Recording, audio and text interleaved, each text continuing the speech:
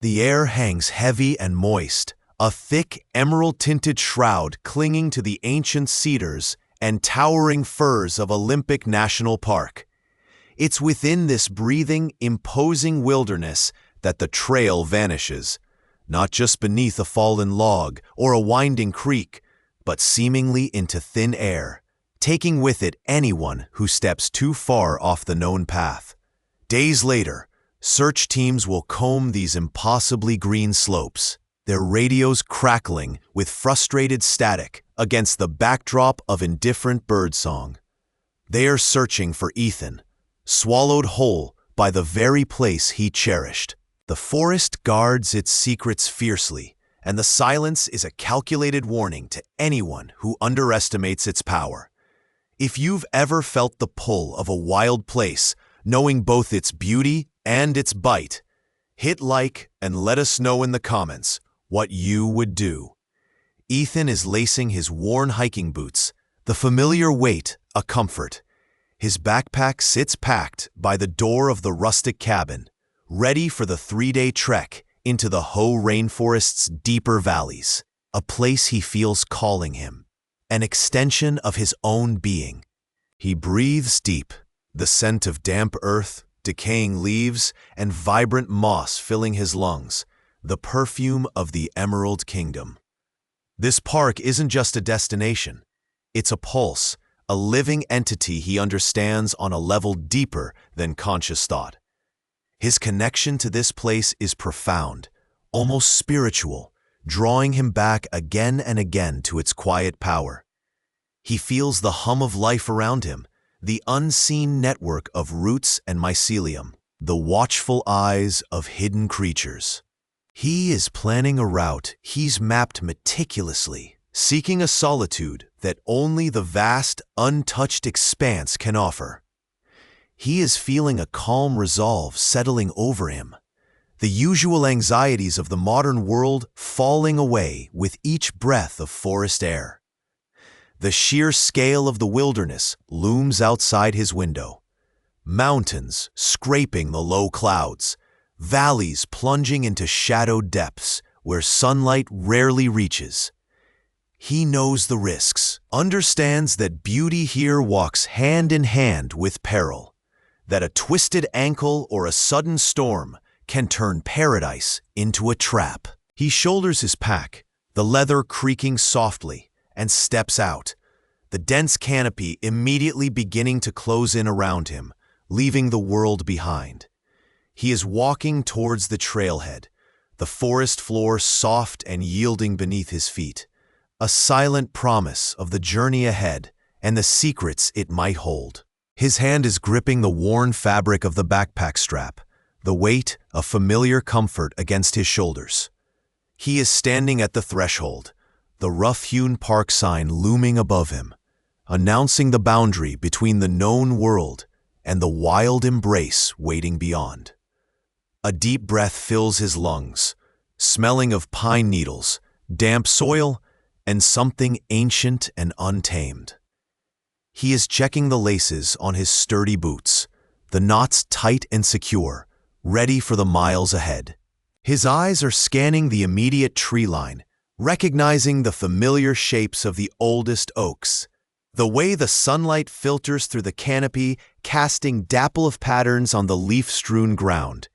There is a lightness in his chest, a shedding of burdens he has carried for too long.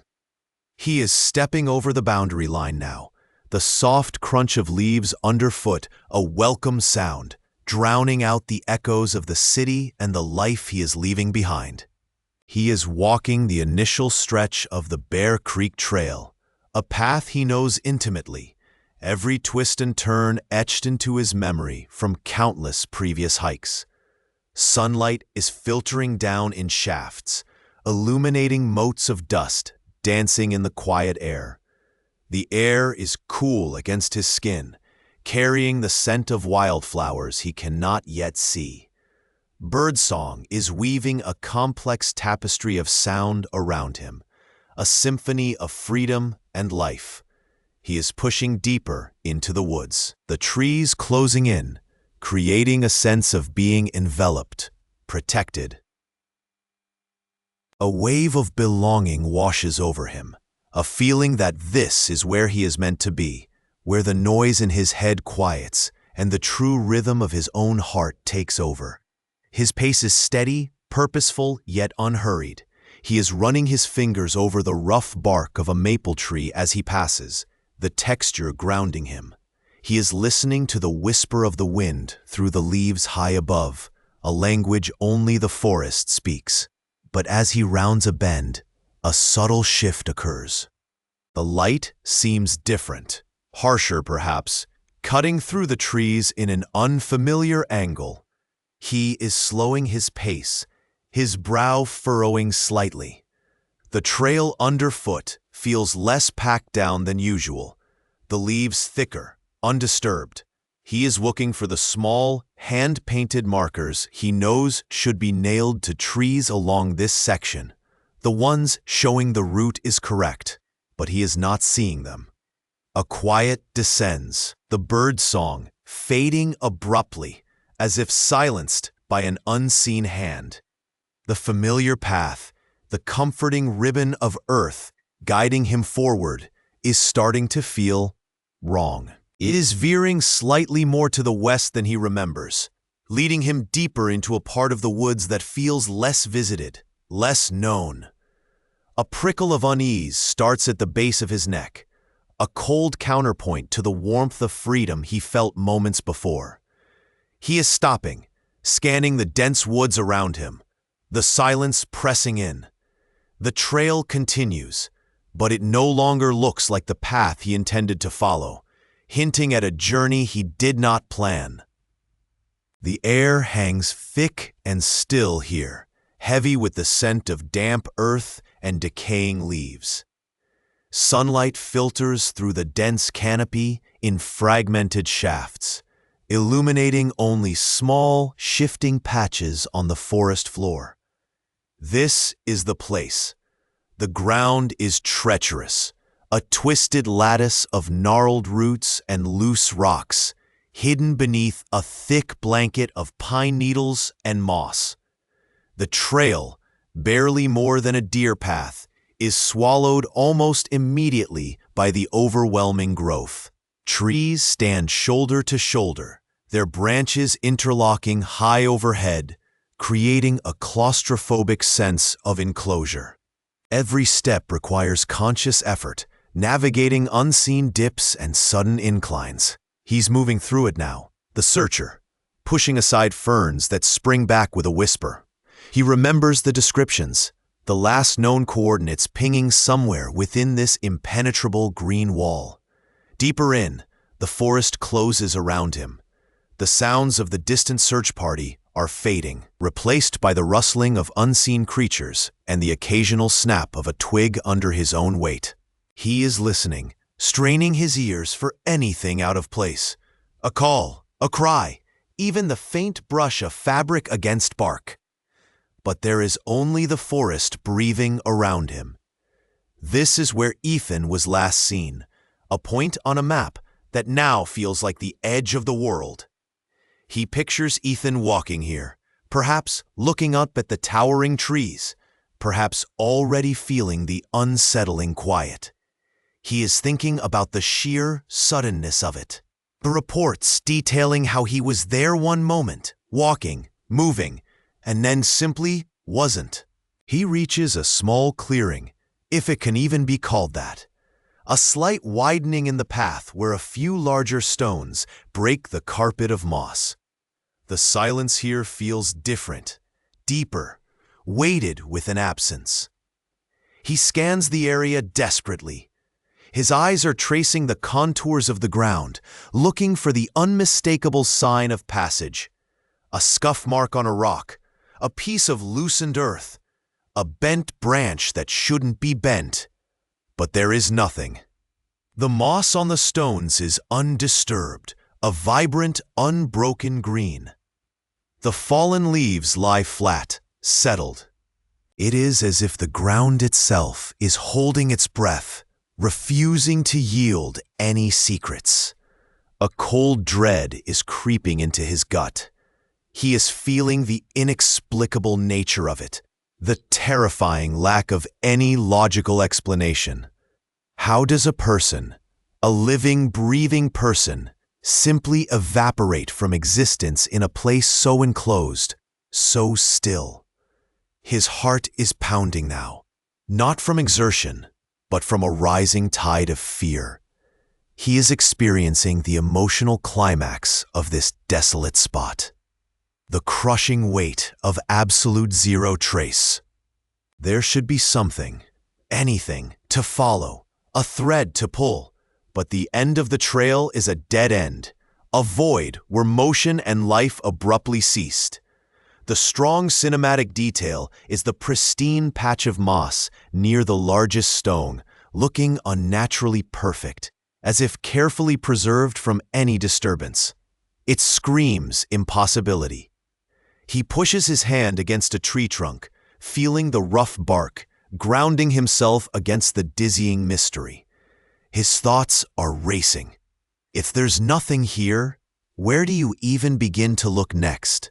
The forest continues, indifferent and silent, but a faint, almost imperceptible change in the air seems to draw his attention slightly uphill, towards a thicker tangle of ancient roots. The afternoon sun is stretching long shadows across the room, painting familiar objects in unfamiliar light. Hours are slipping by, each minute amplifying the silence where Ethan's usual energy should be. A friend, maybe Chloe, is pacing the small living room, her phone hot in her hand. She is calling his number again, listening to the monotonous ring that never connects, never goes to voicemail. It's the 5th time in the last hour. Worry is a dull ache in her chest, a quiet hum under her skin that is steadily intensifying. Where is he? He is always checking in, always a quick text away. This silence feels wrong. It's a heavy, suffocating blanket settling over the afternoon. She is trying to tell herself he just lost track of time, that his phone died, that he's fine. But the rationalizations are growing thin, brittle. Her eyes are darting to the clock on the wall, the numbers mocking her manufactured calm.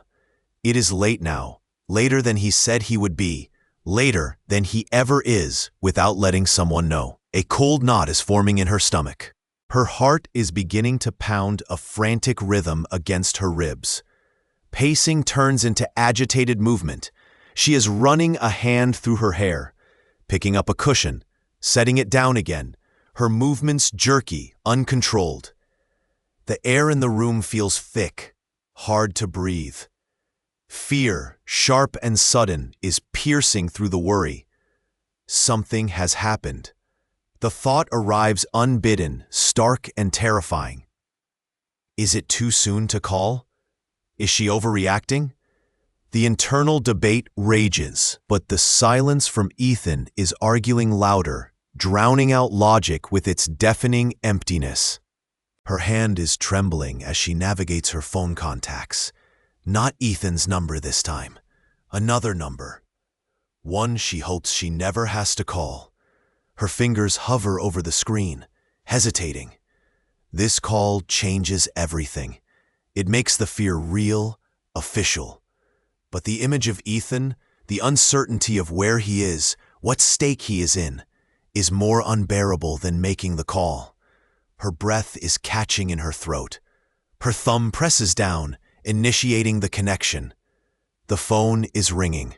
Each ring is a hammer blow, building the tension to an agonizing peak. A voice answers, calm, professional, a stark contrast to the storm raging inside her. The words are tumbling out, rushed and breathless. He's missing. My friend, Ethan. I haven't heard from him. Something is wrong. The admission hangs in the air, a heavy, irreversible truth. The process is beginning, a chain reaction set into motion by the long, unbearable silence. The conversation is just starting, but the dread of what comes next is already a crushing weight. Helicopters slice the morning air, their rotors beating a frantic rhythm against the mountain's silence. Below, a grid of activity unfolds.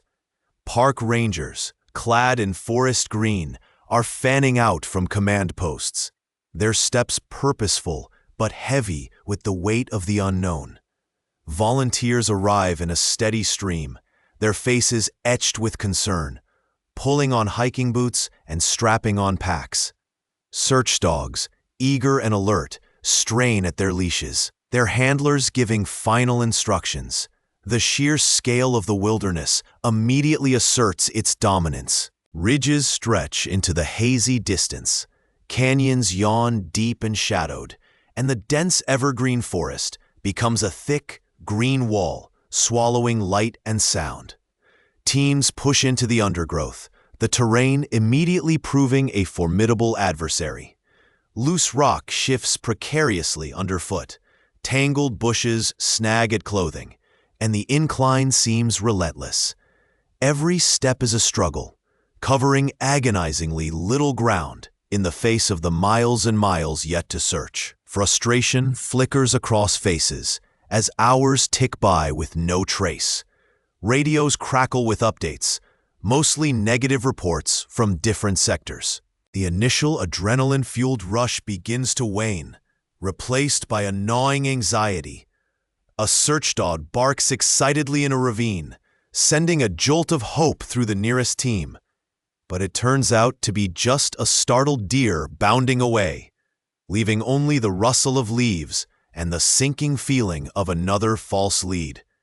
The sun arcs overhead, its heat adding another layer of exhaustion.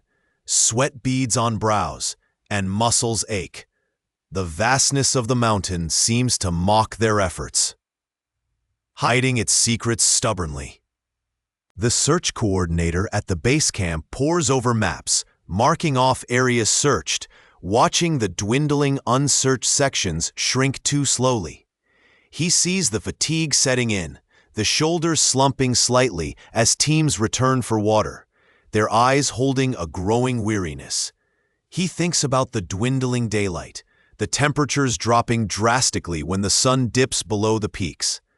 The sheer improbability of finding someone in this expanse, lost for so long, starts to press down. Another full day bleeds into evening, casting long, ominous shadows.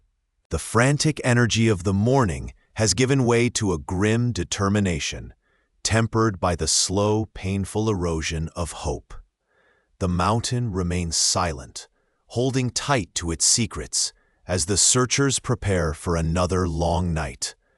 What could the darkness reveal that the day has not? The perimeter pushes out, a rippling wave of searchers spreading wider across the rugged terrain. More trucks rumble down the dirt roads, disgorging volunteers, official search and rescue teams, and scent dogs, their eager bodies straining against leashes. The air thrums now with the distant chop of a helicopter blade, a metallic pulse beating over the silent woods, its watchful eye scanning the dense canopy. A buzz grows among the new arrivals, a mixture of grim determination and hopeful energy. But the core group, the ones who started days ago, carry a heavier weariness in their shoulders and the tired lines around their eyes. Each step crunches on fallen leaves or sinks into soft, damp earth. Hands push back thorny branches, eyes darting constantly, scanning the undergrowth, the creek beds, the rocky outcrops. Rescuers talk in hushed, urgent tones into radios, coordinating movements, reporting empty grids. Sector Bravo, clear. No visual, no scent. The dogs sniff diligently, their noses working the ground, but their handlers shrug, empty-handed. Nothing, they mouth. The word a heavy stone dropped into the pit of growing despair. Inside, a volunteer feels the burn in their lungs from the climb, a knot tightening in their stomach with each unsuccessful sweep. Just one sign, they think. Give us just one sign. Back at the makeshift command post, the waiting is a palpable weight. Parents sit huddled, their faces etched with sleepless nights and gnawing fear. The mother grips a worn photograph, her knuckles white, her gaze fixed on the forest's edge as if willing her child to appear. A father paces, back and forth, unable to sit still, each step a silent scream of helplessness. Tears well in his eyes, quickly blinked back, replaced by a raw, desperate plea echoing in his mind. "Where are you?" He slams a fist softly into his palm. The frustration and agony, a physical ache. The children's friends stand nearby, pale and quiet. The vibrant energy they usually possess drained away, replaced by a stunned, frightened silence.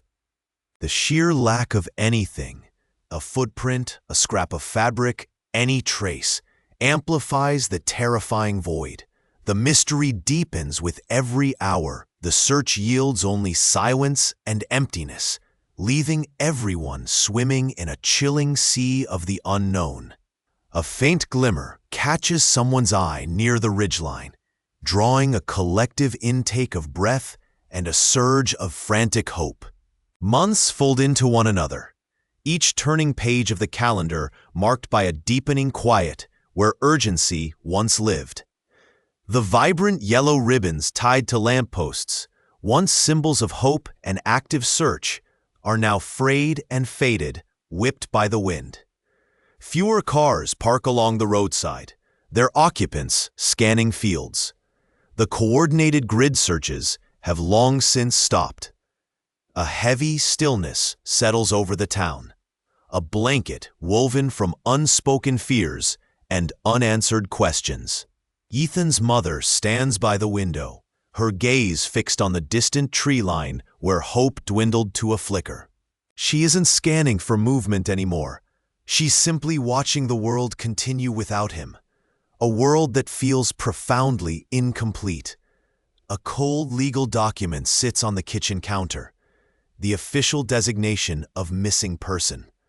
It offers no comfort, no closure, just a formal acknowledgement of the gaping hole in their lives. It feels sterile, utterly inadequate, against the backdrop of raw, constant grief. His father walks the familiar paths they used to take, his steps heavier now, his eyes seeing only the ghost of a bright smile.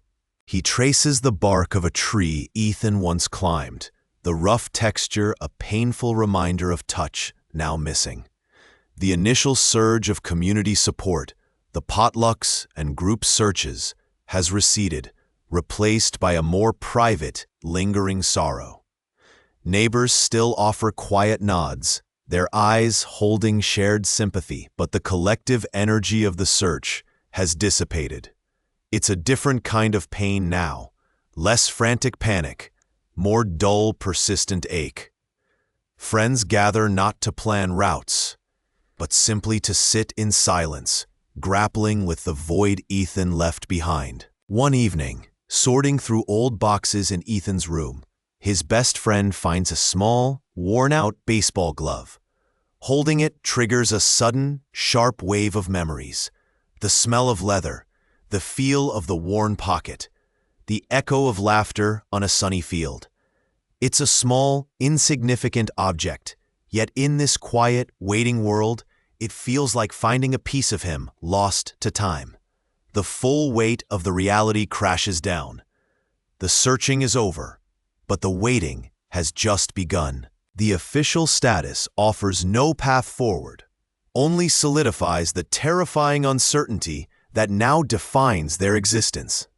It's this emptiness, this lack of conclusion, that forces a subtle shift, a realization that answers, if they exist, must be found in a different direction entirely. The biting wind whips through the skeletal branches, stripping the last stubborn leaves from the oaks and maples. Winter is seizing hold of the valley, painting the landscape in stark whites and deep, muted greens of pine. The creek, once a rushing torrent, now flows sluggishly, edges crusted with ice. Nature is moving on, indifferent to the human drama that unfolded here. It cleanses itself, burial mounds softening, trails weathering under rain and snow. The scars of disruption, slowly fading into the enduring cycles of growth and decay. The sun breaks through the clouds, casting long, cold shadows, highlighting the stark beauty that persists, a silent testament to the park's resilience. But for the small community nestled near the park's edge, the season's change does little to clear the air. The mystery lingers, a damp chill in the bones, a shadow that lengthens with the shortening days. People talk in hushed tones, eyes darting towards the distant peaks where the snow is gathering. The vibrant energy of summer visitors is long gone, replaced by a quiet watchfulness. The wilderness holds its breath, and they feel it. The forest is a place of beauty, yes, but now it also holds secrets, a silent, heavy presence that doesn't dissipate with the changing weather. The familiar trails feel less welcoming, the deep woods more imposing. The unsolved questions have woven themselves into the very fabric of local life, a thread of unease in the tapestry of their days. Down by the main entrance, a cluster of official-looking vehicles pulls in. Doors open, and a new team emerges, pulling gear from the back. Biologists. They are clad in practical outdoor wear, faces determined, focused. Dr. Lena Hansen, the lead, checks her GPS, her eyes scanning the topographical map spread across the hood of their truck. She points towards a section of the lower valley, discussing vegetation transects with Dr. Ben Carter, who is already assembling a soil sampling auger. Their conversation is precise, scientific, discussing hypotheses, methodologies, data collection points. They are here for the ecosystem, the plant life, the soil composition, the health of the forest itself. The air around them hums with the quiet intensity of their scientific mission. They measure, they record, they analyze. They are professionals, detached and objective, seeking patterns in the natural world. Lena walks towards the trailhead, her heavy boots crunching on the frozen gravel. She adjusts the strap of her pack, feeling the familiar weight of equipment: cameras, field guides, data loggers. The cold air fills her lungs, sharp and clean. She breathes deeply, feeling the pull of the wilderness, the intellectual challenge of understanding its complex systems. She pauses, looking up towards the higher ridges, now dusted white. A strange, fleeting sensation touches her, like a cold whisper on the back of her neck, a feeling of being watched, a subtle shift in the atmosphere that makes the hairs on her arms rise despite the layers of fleece. She shakes her head, attributing it to the sudden drop in temperature, the quiet isolation of the place. Focusing on her mission, she takes the first step onto the trail, her mind already calculating distances and angles, completely unaware of the silent, unseen history clinging to the ancient trees around her. They are unloading the gear now, packs hitting the damp earth with soft thuds. Tents are unfurling, poles snapping into place, a temporary camp rising amidst the towering trees that filter the sunlight into shifting patterns on the forest floor. This feels different, deeper. The air is thicker with the scent of decaying leaves and rich soil. The silence punctuated only by the rustle of unseen things and the distant calls of unfamiliar birds. They move with practiced efficiency, assembling the portable lab station, checking batteries on camera traps, calibrating sensors that will monitor temperature, humidity, and even soil composition. Sarah is securing a small anemometer to a branch, her movements precise and focused. Mark is setting up the audio recorders, capturing the complex soundscape, his brow furrowed in concentration as he adjusts the sensitivity. Liam kneels by a patch of vibrant moss, carefully collecting a sample with sterile tools, his gloved hands steady. The transition from the emotional journey of reaching this point to the objective rhythm of scientific work is stark. Their faces are no longer etched with the raw wonder or apprehension of the trek, but with the calm, analytical expressions of professionals engaged in their purpose. They are trackers, data collectors, observers, their minds shifting from the feeling of the wild to the measurement of it. Sarah checks the GPS coordinates, confirming their location at the designated heart of the park. She feels a sense of quiet satisfaction, a different kind of thrill. The thrill of finally being here, ready to uncover the secrets hidden within the numbers and observations. They are setting camera traps along potential animal trails, mapping the topography with handheld devices, documenting every plant species they identify. The forest floor is a complex tapestry, and they are beginning to unravel its threads, one measurement, one photograph, one sample at a time. A sudden, sharp snap echoes from the undergrowth nearby, followed by a heavy rustling. They freeze, eyes darting towards the sound. It's not a small creature. The branches are bending, breaking. Mark slowly reaches for his camera, ready to document, not react. The tension in the air is palpable, a mix of primal caution and scientific eagerness. They wait, breath held tight in their chests. The rustling continues, moving parallel to their camp, but staying hidden within the dense foliage. A dramatic moment of pure raw presence, unseen but undeniably powerful. Sarah feels a surge of adrenaline, her thoughts a quick calculation of distance and potential animal size, overriding the earlier scientific calm. Liam grips the small trowel in his hand, a futile gesture but an instinctual one. The sound begins to recede, the snapping fading into the distance. A collective sigh of relief, tinged with disappointment at not getting a visual confirmation, sweeps through the group. The emotional climax is this shared, silent moment of vulnerability and awe in the face of the unknown inhabitant of the deep forest. Mark manages to capture a fleeting image of a disturbed bush, a strong cinematic detail, hinting at the scale of the creature just out of sight. As they resume their work, the quiet rustling in the distance serves as a constant reminder of the life teeming around them, interconnected and moving through this untouched wilderness. The subtle hint of interconnectedness isn't just in the data they collect, but in the way their presence here is immediately met by the presence of something else, a direct interaction with the pulsing heart of the ecosystem. They exchange glances, a silent agreement forming. This area, the direction of the sound, needs closer examination tomorrow. This fleeting encounter provides a clear clue to the next section, pointing their focus towards tracking the source of the disturbance. Deep within the cavern's heart, where geological time feels etched into the dripping rock, the air hangs thick and still, tasting of damp earth and ancient minerals.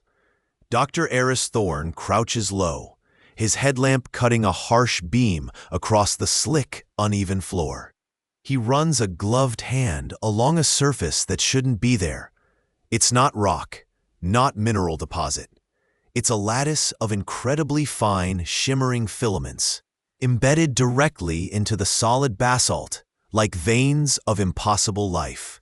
They pulse faintly, a subtle internal light that seems to hum just below the threshold of hearing, a low, disquieting thrumming sensation felt more in the bones than the ears. Beside him, Dr. Ilara Vance holds a portable spectrograph, her brow furrowed in concentration.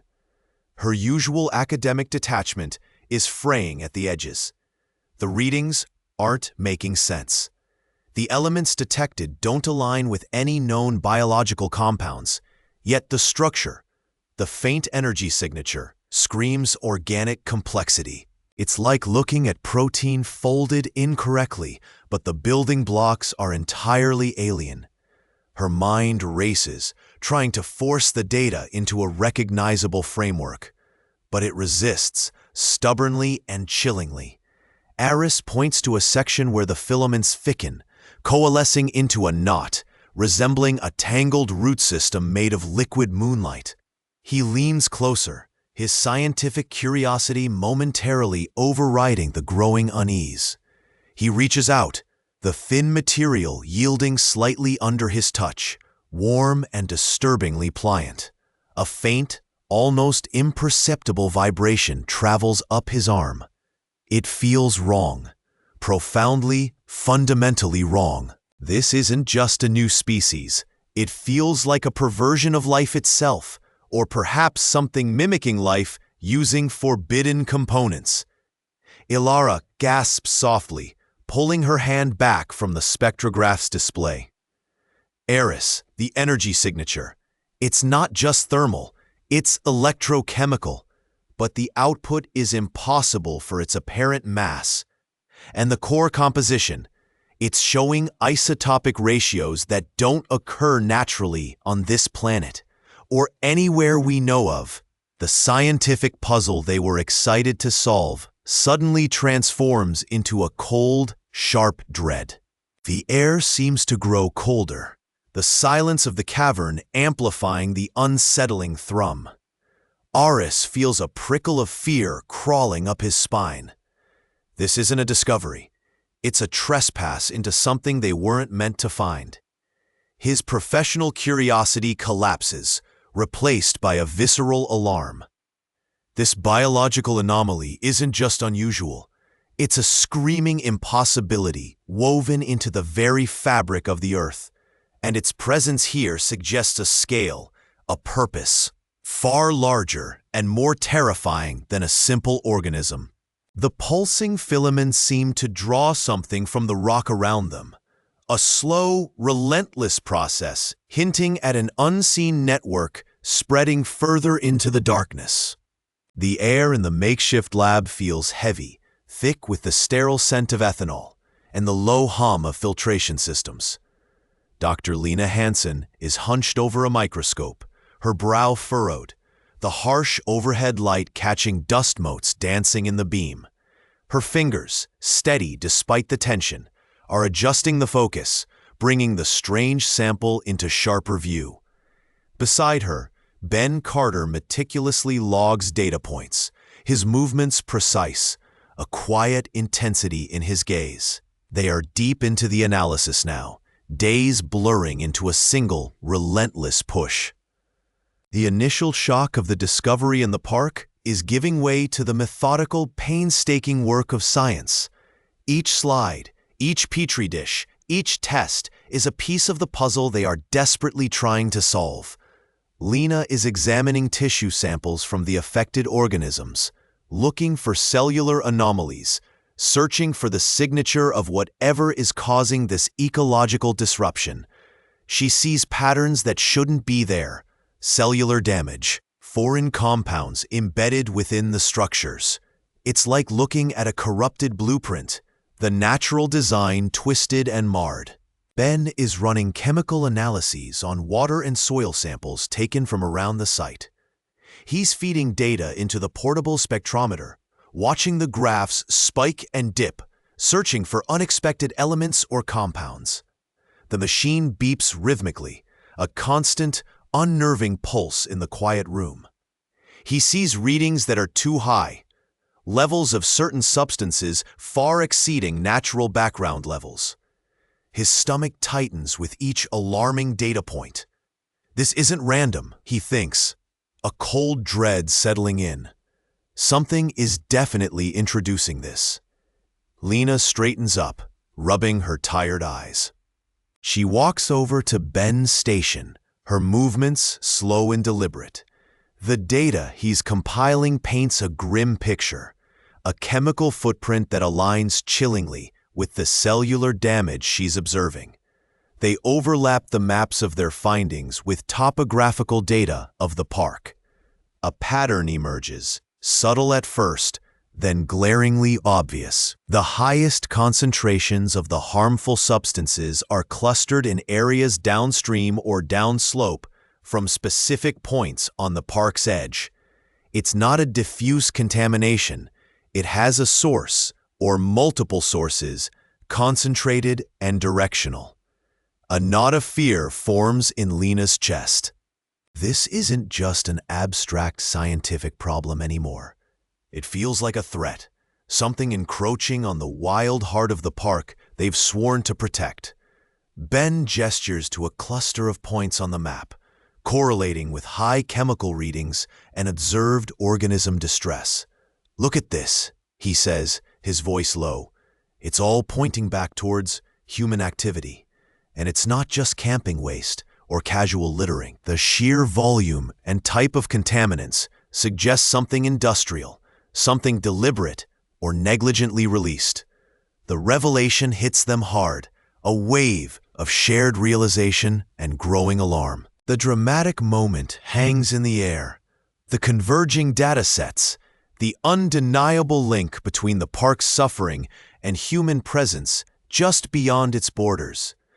The emotional climax arrives as they look at each other, the scientific detachment dissolving into a shared sense of vulnerability and urgent responsibility. The park isn't just naturally ailing, it's being poisoned.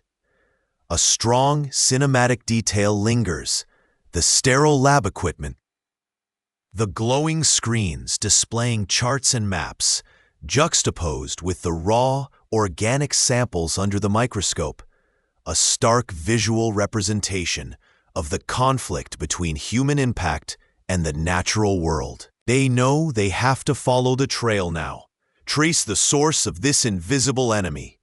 The data doesn't lie. It's pointing outwards, towards the park's edge, and the next steps are terrifyingly clear. Sarah is kneeling on the damp earth, her fingers tracing the strange pattern etched into the moss. The air hangs thick with the scent of decaying leaves and distant pine. Beside her, David watches, his breath clouding in the cool air. She's looking at something specific, something the biological analysis hinted at, now visible, tangible. It's not just a print, it's a series of disturbances, a signature left by raw, ancient power. Her mind is racing, connecting the samples they found earlier, the specific fur fragments, the unusual scat composition, to this physical evidence on the ground. A chilling understanding is beginning to form, tightening like a vice in her chest. This isn't about human conflict. This isn't about a hidden enemy or a planned disappearance. She stands slowly, turning her gaze from the immediate spot to the dense, silent woods surrounding them. The forest isn't passive. It's teeming with life, operating on its own terms, following cycles and instincts older than human memory. She sees the faint, high marks on a tree trunk, the kind left by claws sharpening, reaching. She notices how the undergrowth is trampled in a particular direction, not randomly, but with purposeful weight. Ethan's arrogance, his belief he could master or ignore this wild place, flashes through her mind. He underestimated it profoundly. The ecosystem isn't cruel, she realizes with a jolt that is both sickening and profoundly humbling. It is simply powerful and utterly indifferent to human plans or desires. The emotional weight descends heavily. This isn't justice in a human court, with motives and judgments. This is the cold, impartial consequence of interacting carelessly with immense natural forces. It's the powerful intersecting with the fragile, the wild asserting its dominance over intrusion. The landscape itself seems to absorb the truth. The towering trees standing sentinel, the rustling leaves whispering secrets they've held for centuries. This is the ecosystem revealing its secret, showing how it claimed its territory, how it responded to an unwitting trespass. A stark, cinematic detail catches her eye. A single broken branch high up, snapped clean as if by sudden, incredible force, pointing deeper into the woods, showing the path taken. The inevitable conclusion played out in the heart of the wild.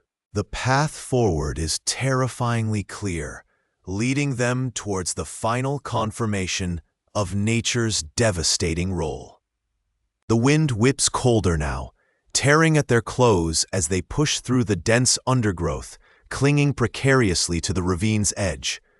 She is scanning the sheer drop, her breath catching in her throat with every loose stone that skitters away into the chasm below. There, snagged on a gnarled root, just out of reach, something bright catches her eye. It is small, tattered, but the color is unmistakable.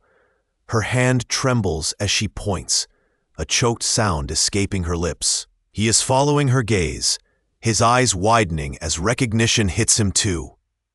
It is a piece of Ethan's jacket, the distinctive patch half ripped away, fluttering mournfully in the gale. A wave of nausea washes over her. It is definitive. It is here. This desolate, unforgiving place. His thought races back to the days immediately after he vanished, the unexpected fury of that flash flood, the way the creek had swollen into a raging torrent, seemingly overnight, churning through this very ravine. He's picturing Ethan, perhaps seeking shelter near the creek bed, maybe caught off guard, the sheer power of the water overwhelming him instantly. The terrain here is treacherous even in good weather. During a sudden storm, it becomes a death trap. He is seeing it now, the raw, indifferent power of the wilderness that they had always admired from a distance. It isn't malice, just unyielding force, a force Ethan must have encountered head-on. Tears are blurring her vision as she stares down at the scrap of fabric, a tiny, heartbreaking flag marking the end of their searching, the end of the mystery. It is a brutal truth, stark and final, laid bare by the elements themselves. There is no grand conspiracy, no villain to confront, only the reality of nature's unforgiving hand. The emotional weight is crushing, the relief of knowing intertwined with the searing pain of confirmation. He is reaching out, his hand resting gently on her shoulder, sharing the silent burden of this revelation. The wind howls, a mournful sound that seems to echo their own grief. The canyon stretches out below, vast and indifferent, holding its secrets tightly, yet here. It has offered up this single, devastating clue. They are standing on the precipice of knowing, and the view is heartbreaking. The next steps feel heavier than the climb here ever did. The air hangs heavy, thick with the scent of decay and damp earth. Dr. Evelyn Reed moves slowly, her boots crunching on fallen leaves and brittle twigs. Beside her, Ben Carter stares at the upturned soil, his brow furrowed. They are deep in the heart of the park, where the ripples of the discovery are spreading, not through panic or headlines, but through the quiet, relentless processes of nature. Evelyn feels a profound unease settling in her chest, a cold weight that scientific understanding cannot fully dispel. This isn't just an anomaly, it's a reaction. The forest floor is shifting. Plants that shouldn't thrive here are pushing through, their vibrant, alien greens a stark contrast to the muted browns and mosses of the established ecosystem. Insects, usually a buzzing symphony, are eerily silent in certain pockets, while elsewhere, unnatural swarms descend upon struggling native flora. It's a complex, unsettling tapestry unfolding before them. Ben kneels, picking up a handful of the disturbed soil, letting it sift through his fingers.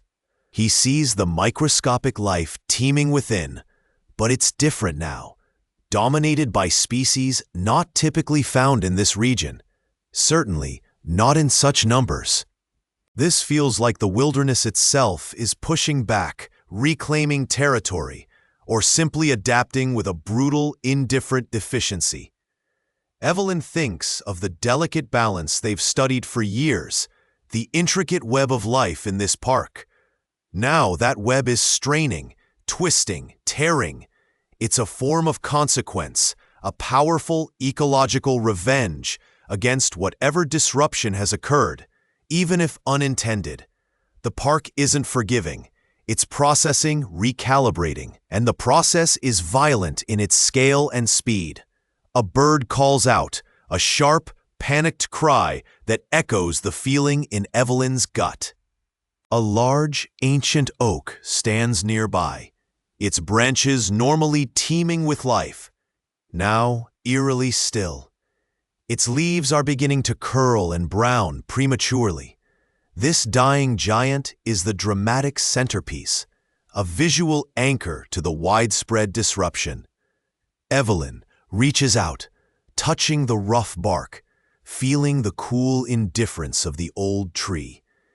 It's absorbing the change, succumbing or adapting on its own timeline.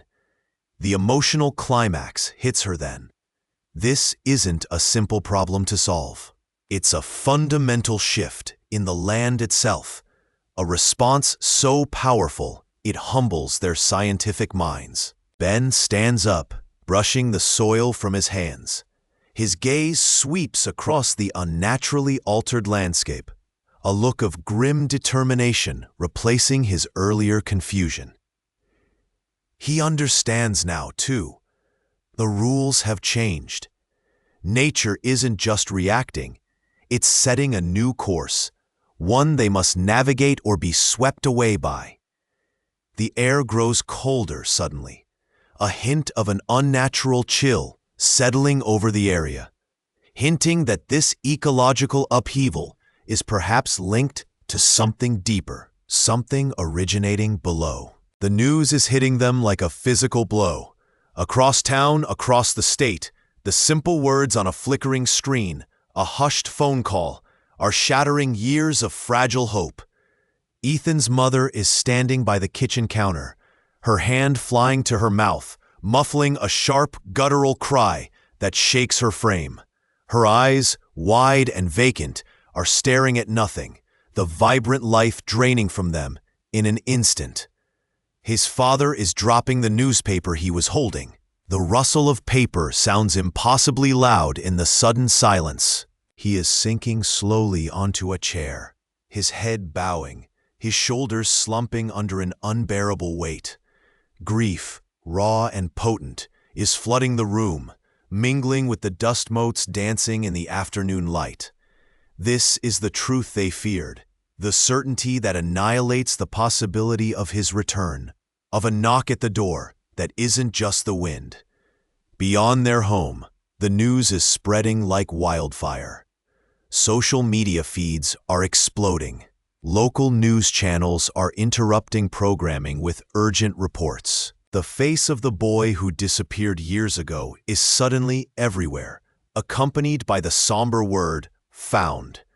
The initial shock on the public's face is giving way to a collective sigh of sorrow. People are shaking their heads, murmuring condolences to strangers. There's a wave of empathetic pain washing over the community that held onto a flicker of hope for so long. For Ethan's friends, it's a confusing mix of disbelief and a crushing finality. They are exchanging stunned texts, their thumbs hovering over keyboards, unable to articulate the jumble of emotions.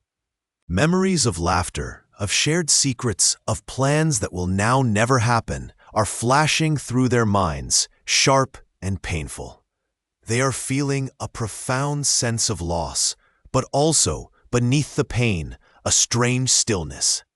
The gnawing uncertainty that haunted them for years, the constant what if, is gone, replaced by a painful, undeniable it is.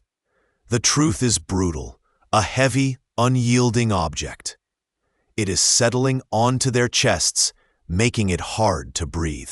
But even in this profound grief, a fragile seed of something else is beginning to stir. The years of agonizing not knowing, of living in a suspended state of anxiety, are over. There is a path now, however difficult, towards acceptance. The emotional satisfaction isn't joy, it's the grim relief of facing the reality, of no longer being lost in the dark maze of the unknown. The image of the news reporter, his face grave, delivering the final definitive word, is burned into their minds. A stark bookmark to the end of one chapter and the reluctant beginning of another. The question now isn't where is he, but what do we do now? The wind sighs through the ancient cedars, a different sound now. It carries not just the damp scent of moss and decaying leaves, but a whisper of caution, a reminder. Park rangers walk the trails with a new vigilance, their eyes scanning the dense undergrowth, noting the subtle shifts in terrain, the power held in the water's current. They are implementing new protocols, adjusting routes, reinforcing warning signs based directly on the painful lessons learned. Ethan's story, a raw wound, is transforming into a guide. A young ranger pauses by a turbulent stream, the water surging over slick rocks. Before, this spot was just another beautiful, challenging section of the park. Now, she sees it through the lens of tragedy, understanding its deceptive strength, its potential for sudden fury. She grips the radio on her shoulder, a heavier weight than before. Public safety feels more immediate, more vital. The park is a wonder, yes, but it is also untamed, unforgiving. Biologists are delving deeper into the specific micro-ecosystems near the river, studying the very forces that converged that day. There is a renewed urgency in their work, a recognition that the intricate balance of nature, the subtle indicators of impending danger, were perhaps missed. Ethan's sacrifice, unintentional as it was, is spurring a deeper scientific inquiry, unlocking secrets held within the ancient woods and powerful waterways. Conservation efforts are adapting, prioritizing areas where human activity intersects most perilously with the wild's raw power. Hikers move differently now too. They stop more often, gazing at the vastness with a blend of awe and profound respect. Their steps are more measured, their gear checked with extra care. They talk in hushed tones about the unpredictable nature of the wilderness, about the young man whose life was taken too soon, but whose fate is now a stark, necessary education. There's a quiet understanding dawning. The mountains and rivers demand reverence, not just admiration. The emotional weight of the loss hangs in the air like the persistent mist, but a sense of purpose is solidifying beneath it. This tragedy, horrific and heartbreaking, is sparking a tangible change. It is forcing a deeper conversation about how humanity coexists with true wilderness, how safety can be enhanced without sacrificing the essential wildness of the place. Ethan's journey into the heart of the park, though it ended in sorrow, is etching a permanent line of awareness onto the landscape and into the consciousness of those who manage and visit it. His story becomes a vital part of the park's narrative, a somber, powerful legacy. And for one person, this legacy feels particularly heavy, a truth that now demands an answer, a difficult conversation waiting just beyond the next ridge. The wind whips across the high ridge, carrying the scent of pine and damp earth, a wild, untamed breath against their faces. They stand here now, looking out over the vast sprawl of peaks and valleys, the place that held the answers, the place that took its toll. The raw, fierce beauty of the wilderness stretches endlessly before them, a living entity that demands respect, not conquest. They are feeling the profound quiet that settles after the storm. After the truth has ripped through the tangled undergrowth of doubt and fear. The earth feels solid beneath their feet, but the air hums with the enduring mystery of this place. A mystery they no longer need to solve, only acknowledge. An internal quiet descends, replacing the frantic pulse of the chase. They are understanding now that the wilderness is not a character to be battled, but a stage where human dramas play out against an impartial backdrop of ancient rock and resilient life.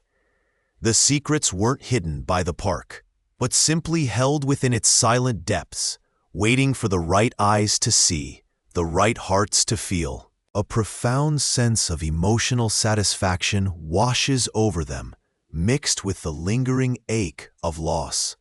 The truth, harsh as some parts were, has brought a strange sort of peace, a clarity that cuts through the confusion. They are seeing the lessons etched into the landscape, the unforgiving nature of consequences, the quiet resilience of survival, the delicate balance between predator and prey, humanity and the wild. This vista is no longer just scenery. It is a teacher, stern but wise. A hawk circles high above, a silent sentinel against the immense blue. Its cry drifts down, a lonely sound that speaks of space and freedom, and perhaps indifference. This is the strong cinematic detail. The tiny, independent life moving effortlessly within the grand, indifferent scale of nature. They are realizing that their struggles, their victories, their griefs are but small moments in the long, patient timeline of the mountains. The dramatic moment hangs in the stillness, the sudden, stark realization of their own smallness, yet also the recognition of the significant impact their journey has had. Not on the park, but on themselves. They are feeling a complex blend of humility and quiet triumph.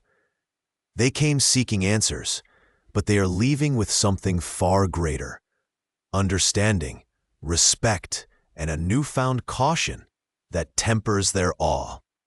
The park's beauty is now seen through eyes that have witnessed its capacity for both breathtaking splendor and silent, unwavering power. It remains beautiful, yes, but forever mysterious, forever requiring deference. The path they walked, the journey completed, now feels like a story that needs a final chapter, a quiet reflection on everything discovered and lost. Effect now, the winding path they traveled through the heart of the wilderness feels both impossibly long and compressed into a single, potent memory. It was a journey marked by the raw power of nature, the stark reality of loss, and the slow, painful process of discovery. They are understanding that the untamed world holds not just beauty and wonder, but also uncomfortable truths about life, death, and the limits of human control. Nature continues its indifferent cycle, a constant reminder of the ephemeral nature of existence.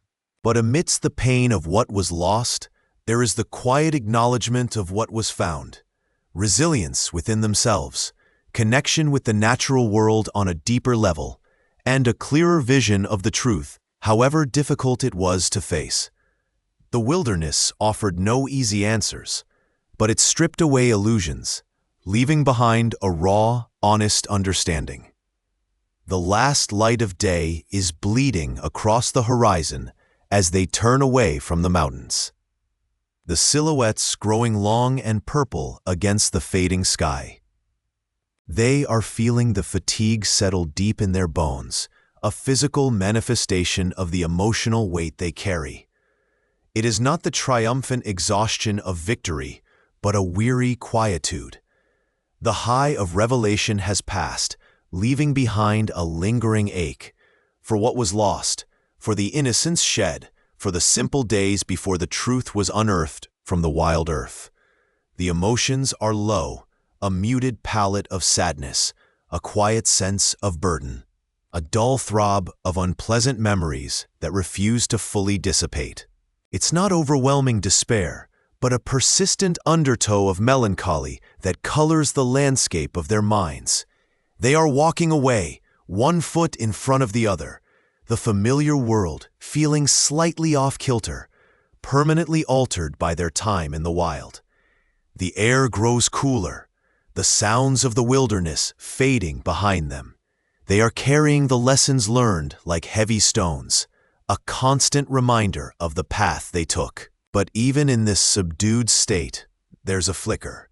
The thought that carrying the kindness they found along the way is possible, that the light of understanding illuminates the path ahead differently now, that this ending is also a door opening, not to forgetfulness, but to a future shaped by the harsh, beautiful truths they discovered in the heart of the untamed.